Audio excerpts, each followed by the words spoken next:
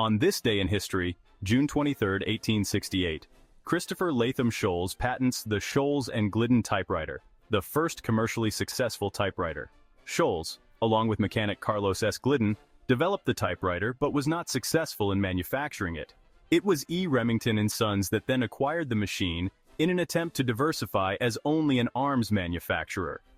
The typewriter was called Remington No. 1 and was not at first widely accepted. It could only type in uppercase letters, which was seen as impersonal and unprofessional. It was the Remington No. 2 which solved this problem and quickly saw great success. The original keyboard had letters listed alphabetically. This was causing problems with certain letters that were frequently used that the mechanical functionality could not adapt to.